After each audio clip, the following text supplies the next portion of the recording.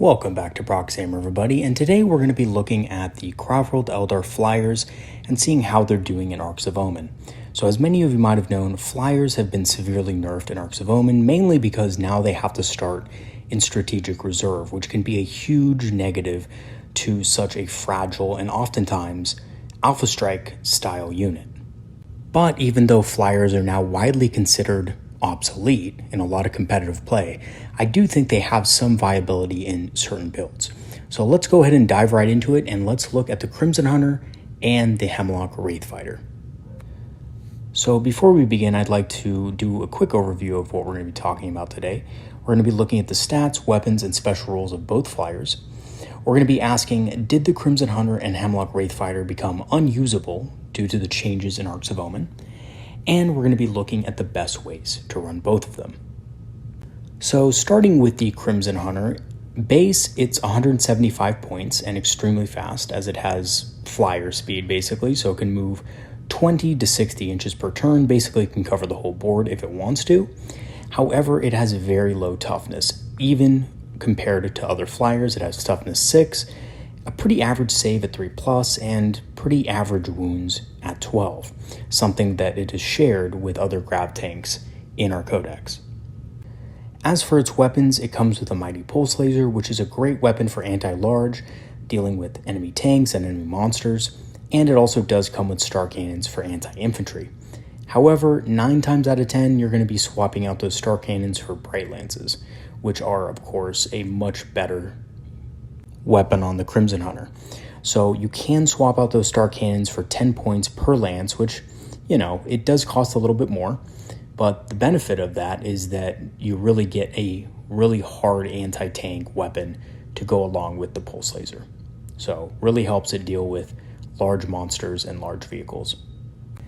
As for its special rules, it does have the airborne special rule, so it can only fight and be fought by other units with the fly special rule, or fly keyword I should say, which basically makes it immune to most charges in the game.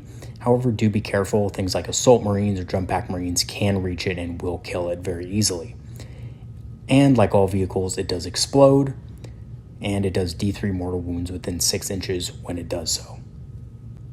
It is also hard to hit, so it's at a permanent -1 to hit against ranged attacks, and it has the Sky Hunter ability. So this is the ability that most people look at when they're trying to figure out whether they want a Crimson Hunter or not. And basically, just like all Aspect Warriors, this is a specialized anti-fly model. So basically what it does is it gets +1 to hit and rerolls to wound against all models with fly. So when the Codex first came out, I actually thought this was only against other flyers, but it's actually against all models with the fly keyword. So one of my subscribers was lucky enough to tell me that early on when the Codex first came out, and I got it a little bit wrong because in previous editions, this thing was pretty much only good against other flyers. But now it also has the ability to hit just anything with fly, so that includes those demon Primarchs and basically anything else that has that keyword attached. It does also have the supersonic special rule, which means it has to pivot 90 degrees each time it wants to move. Normally this isn't that big of a deal, but it can basically make it impossible for you to keep your Crimson Hunter on the board. So that's why flyers have that special rule where if they do go off the board, they come in next turn via strategic reserve. And if you do want to upgrade it to an Exarch, which I fully recommend anytime you take this thing, you can give it one of 3 powers. Strafing Assault allows it to ignore enemy cover, and Swooping Evasion gives it a 5+ invulnerable save. Now, a lot of people kind of debate whether or not to give this thing a 5+ invul. Personally, I don't think it's worth it. The reason why is because this thing is so fragile that if your opponent actually does want to kill it, they're going to kill it. And a 5+ invul isn't really going to save it too much. It's also one of the most expensive Exarch powers. So again, some people might disagree with that. They might say, well, you can use Strands of Fate, and you can use other things to keep it alive. I totally understand that point of view. However, with this thing, especially now that it's coming from reserve, you definitely want to make sure that it does as much damage as possible as soon as it can, because you will always be getting the first strike with this thing now. So Ignoring cover may not sound like a big deal, but being able to ignore light cover and dense cover as well is a huge benefit to something that really focuses on doing as much damage as possible in as little as time as possible. It also has the Eyes of Cain Exarch power and can gain access to auto hits, but only against other models with fly. So this seems really powerful at first, and it pretty much seems like an auto take in most cases. And in fact, when I first got a hold of the codex, I actually thought that this was an auto take as well. But it turns out that actually this is not the best way to run it, because then you do not have access to certain stratagems which can boost its hits even further. And I'm talking, of course, about Wrath of Shrines. So the best combination that this thing has available to it is not available if you choose this Exarch power against models with the fly special rule. So you do want to be careful about that. Auto hits are great, but when you're pretty much hitting on 2+ anyway with an Exarch, and you're getting +1 to hit on top of that, against models with fly in the first place, it doesn't really make a whole lot of sense, in most cases. Okay, on to the Hemlock Wraithfighter. So the Hemlock Wraithfighter is basically the same thing, profile-wise, except it's 215 points base, which is extremely expensive, right? I mean, 215 points is a massive cost. And for that massive cost, it has very low toughness, an average save, and average wounds. It's not that much tougher than a Crimson Hunter, although it does have one key difference in the realm of toughness, but it still is just not that tough. As for its weapons, it has two pretty powerful weapons in the heavy D sights. Now they are blast, they do have range 18, which is pretty short, and they're heavy D6. So this is pretty insane, right? They also have strength 12 guns, AP -4, and damage 2. They're essentially an anti-infantry D cannon, if you kind of think about it like that. They also deal mortal wounds on 6s to wound. So they are really powerful. However, the range is really disappointing, especially since they can be basically have to be put in reserve now. It's a little bit tough to get them in range of what you would want to in any given turn. And just like the Crimson Hunter, it has the airborne ability, so it can only fight and be fought by enemy models with fly, and it explodes pretty much like all other vehicles. It has the supersonic special rule, so it has to pivot 90 degrees before it moves every time, and unlike the Crimson Hunter, it has Wraithbone form. So this is an ability that basically gives it -1 damage against all attacks, including melee attacks, although that probably won't matter that much. It is a little bit tougher to enemy attacks in general. And just like the other flyer, just like the Crimson Hunter, it is at -1 to hit against ranged attacks. It also comes with a piece of war gear called the Mind Shock Pod, which negates 2 leadership from any enemy unit within 12 inches of the Hemlock Wraithfighter. And the cool thing about this is that it's also a Psyker, so it can cast and deny 1 psychic power a turn, and has access to the Runes of Battle. Now the problem with this, though, is that it can only use the Malediction effect. So although that doesn't seem like that big of a deal if you just want a certain Malediction in your army and you don't really care about the buff, that would be great. You know, a lot of people take something like Horrify because Embolden is typically not that useful. I mean, it does have some uses, but, you know, on something like a Hemlock Wraithfighter, it's just not that big of a deal. Horrify is usually the power people take with it if they are running it in Craftworlds. And just until recently, if they were running it in Ynnari, they would take something like Storm of Whispers or something along those lines, right? An offensive psychic power. However, the cool thing is that even though it only knows the Malediction side of the Runes of Battle effect, it also knows Smite, right? So you can always just opt to just do more mortal wounds to enemy units, which is probably going to be what you're going to be doing most of the time. Okay, so as far as both flyers go, we have to answer that question, right? Did the Crimson Hunter and Hemlock Wraithfighter become unusable due to the changes in Arks of Omen? So, in my opinion, they're definitely not unusable, but the Alpha Strike potential of both of them is severely crippled, basically obsolete. And enemy reserve denial can be tough to get around against certain opponents. So, for example, the Imperial Guard have a lot of denial tools they can use to prevent reinforcements from coming in. And a lot of savvy players will also be able to block off board edges from you so that you will have to come in on your own board edge. And that really limits the ability of the Hemlock Wraithfighter to be able to do a lot of its damage and be able to use a lot of its effects. It's not that big of a deal for the Crimson Hunter, but it can be a big deal when trying to get certain angles on key targets that may be behind obscuring terrain. So what that means is that with the kind of expense that you have to pay for these models as far as their points go, you do have to really have a strategy for them going into any game and when building your list. You can't just throw these guys into any list and expect them to do well. You really need to execute a plan and a strategy for them to be effective. And another thing that you guys have to keep in mind when thinking about taking a Hemlock Wraithfighter or a Crimson Hunter is that they are flyers and they cannot hide behind obscuring terrain. So a lot of our units' strengths come in the fact that we can hide behind obscuring terrain, come out, shoot an enemy target, and then retreat back behind that terrain and basically be safe from shooting. Both flyers do not have that ability, so you do have to be extra careful with them. Okay, but despite all the drawbacks, especially the new drawbacks in Arks of Omen of taking flyers, I do think the Crimson Hunter and the Hemlock Wraithfighter can be used somewhat effectively in a number of builds, and I actually think that both of them have a place in certain army lists.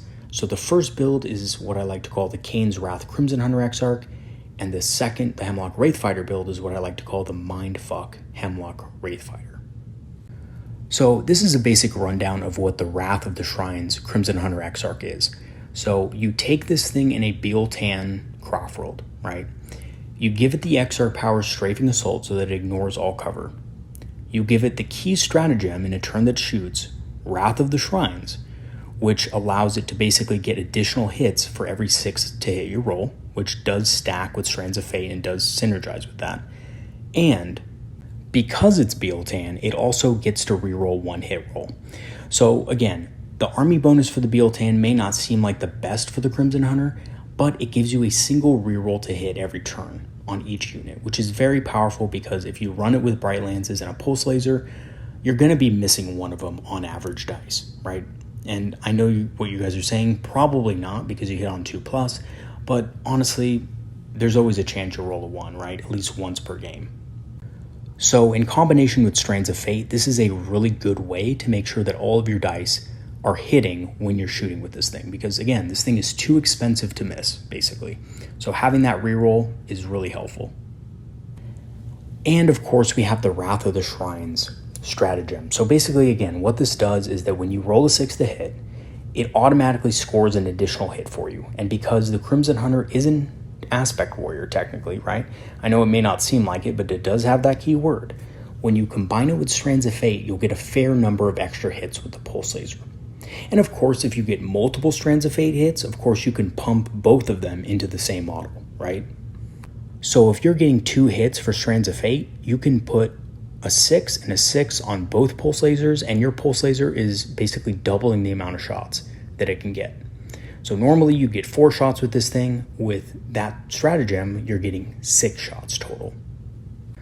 Which, by the way, just to let you guys know, for the cost, 3 Warwalkers with Bright Lances is giving you 6 shots.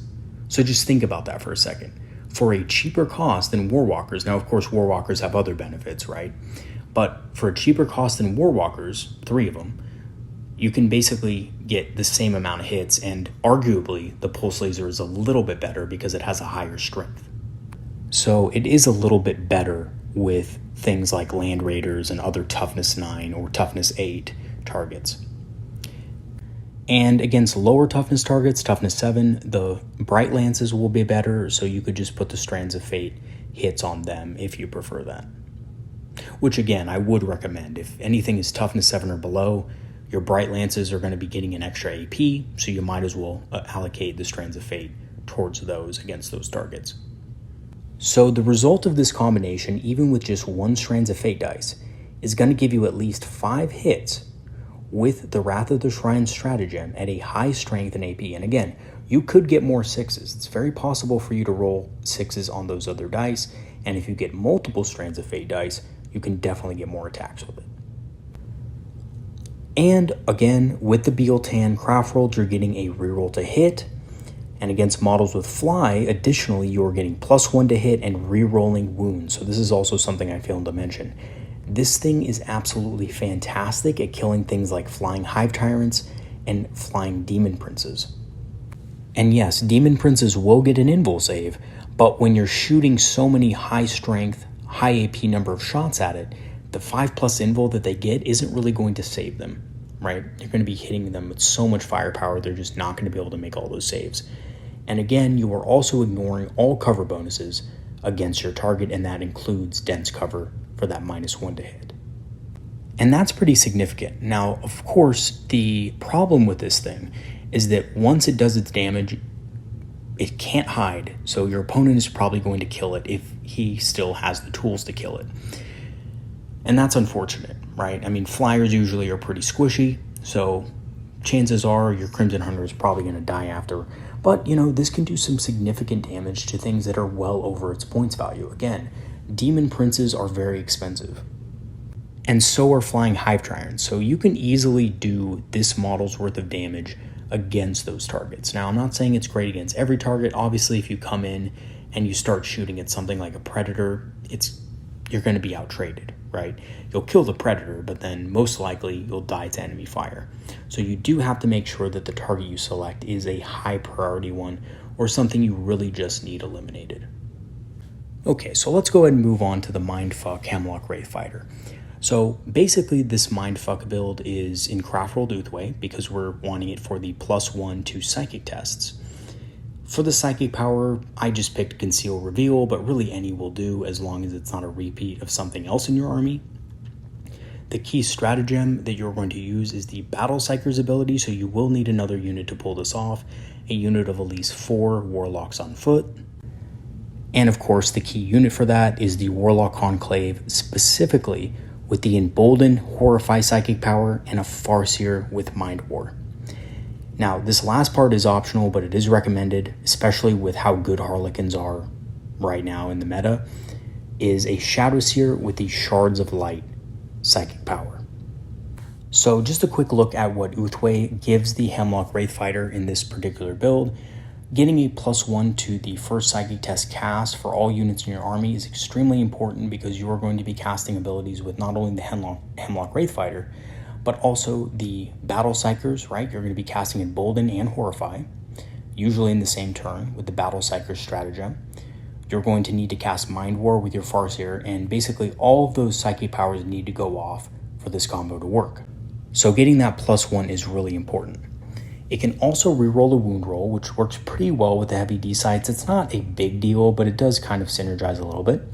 You also get a 6+ invulnerable save, which again does help it stay alive for at least 1 turn and access to a 5+ ignores mortals.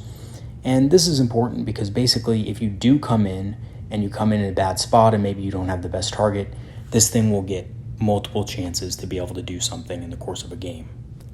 As for that stratagem I talked about earlier, it is the Battle Psyker stratagem. Now it does cost 2 command points, but basically what it does is it allows a unit of Warlocks with 4 or more models to use both of the effects from a Runes of Battle Psychic power. And this allows you to use Embolden on a Farseer to boost its leadership and Horrify on an enemy character to reduce their leadership by 2. I think some of you might know where I'm going with this. So just to reiterate a little bit what Embolden Horrify does, basically Embolden gives +2 leadership to a character or a friendly unit, and Horrify negates 2 leadership from an enemy character or unit. So if you target an enemy character and buff your Farseer with the +2 leadership from Embolden, that's a -4 leadership swing. So on top of the Mind Shock pod that the Hemlock Wraithfighter also has, which gives -2 leadership within 12 inches, this is a -6 leadership swing. And then if you thought that was a lot, on top of that, if you do include the Shadowseer can cast Shards of Light, which deals 1 mortal wound, or D3 if the target is a vehicle or monster, and gives the enemy unit an additional -2 leadership. So this again is another -2 on top of everything else, and this will give you a -8 leadership swing. So once all this is done and completed, you have Mind War. So your Farseer targets an enemy character and has a leadership roll-off with them, and the enemy suffers the difference in mortal wounds. So at this point, assuming everything else went off, your Farseer will be at 11 leadership, 12 if you choose to basically pay a command point for the Inspiring Leader Warlord trait in the core rules, and the enemy character will be at -6 leadership.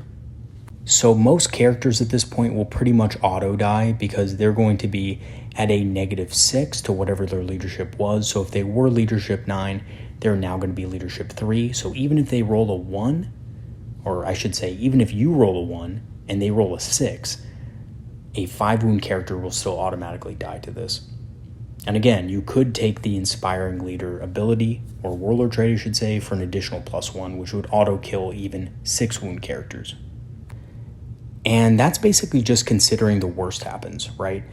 You could roll way higher and your enemy could roll lower, or you could roll average and you would still be able to just absolutely destroy them in mortal wounds, right? So this combination is really powerful at killing enemy characters, bar none. And here's the other thing. If you manage to roll a 10 or higher, which to be honest with you is fairly common if you do have a Strands of Fate dice and you are part of the Uthway Craftworld, you can easily roll above a 10. And if you do, you roll 2d3 instead of 1d6 when you're adding the result to your leadership, which gives you an even better chance of doing heavy damage to enemy characters. So basically this is the result. The 2 heavy D-sites and a smite, or other psychic power, can do considerable mortal wounds on top of their regular damage. Then when you factor in the Mind Shock pod when combined with the other leadership buffs and debuffs, will put your Farseer at leadership 11 or 12 with the Inspirational Leader Warlord trait, and the enemy character at -6 leadership. And that's again going to one-shot most characters, and even potentially kill larger characters as well. So I don't think this is anything you should rely on for this, super OP kind of mega combo. I don't think you should obviously rely on it because a lot of things can go wrong, right? If your opponent has a certain denial ability, then the whole combo basically gets wrecked. If your opponent has, something that gives mortal wound protection, like a 5+ against mortal wounds, this isn't as good, right? So there's a lot of situations where this combo would be less than good, but it is something that can work if you have the right combinations and right units for it, and if you plan for it correctly, it can be pretty devastating. And here's the other thing. You don't even need it to go off for it to be a threat to your opponent's characters. If your opponent knows you have this ability in your back pocket, that you can basically just eliminate a character at will, then he might actually keep his characters back a little bit, which should give your army a lot of breathing room. And especially in a more defensive style Uthway list, this can be a really useful tactic. So in conclusion, while not ultra competitive by any means, especially with now having to start from reserve, I think both flyers can actually find their way into lists pretty effectively and can pull off some pretty crazy combos that people don't really expect. And also, taking competitiveness aside, taking how good something is actually aside for a second, both of these combos are absolutely hilarious to pull off and really super fun to use. The Mind Shock pod combo with the Hemlock Wraithfighter and Mind War is so fun to use against opponents, let me tell you. So a little while ago when Tyranids were really ripping up the meta and doing super well, the Mind Shock Hemlock Wraithfighter combo was actually able to take out a Hive Tyrant with just a single Mind War. And yes, I got really lucky. I was basically able to blow past all of his denial abilities, right? I mean, Hive Tyrants can deny psychic powers, so that was a problem, right? But I was able to get past that, and once I was able to roll a 6, and he rolled a 1. It was insane odds, honestly, and I don't think obviously that's a normal result, to be honest with you, but it was funny and it can do a lot of damage if everything goes right. As for the Crimson Hunter Exarch, I think that combo is probably much more reliable because Strands of Fate just go off automatically, and it can do surprising amounts of damage that your opponent won't really expect. So while not super competitive, I do think both of these units can be used in a fun and effective way in a lot of different builds, as long as you kind of put some thought into it beforehand. Alright, so before we end this video, I do want to give you guys a quick look at some of the projects the Craftworld community has been working on and posted on the channel's Discord. And honestly, you guys have a lot of talent, much more than I have. I'm not the best painter in the world, but honestly, some of you guys are just such amazing painters, and I wanted to show the rest of the community what you guys have been working on. And if you do want your work shown on the channel in a future video, just go ahead and send it to me via email with pictures of your work. and I'd love to go ahead and post it on the channel at some point in the future.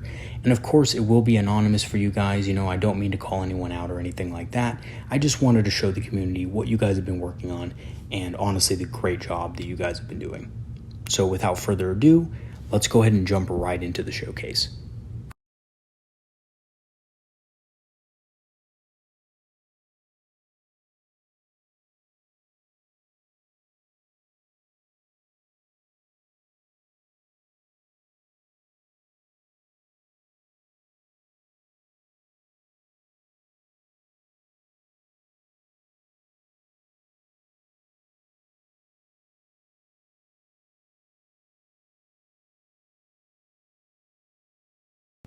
Alright everybody, that's some really awesome stuff. Thank you so much for sharing that, and I honestly look forward to seeing more of your guys' work.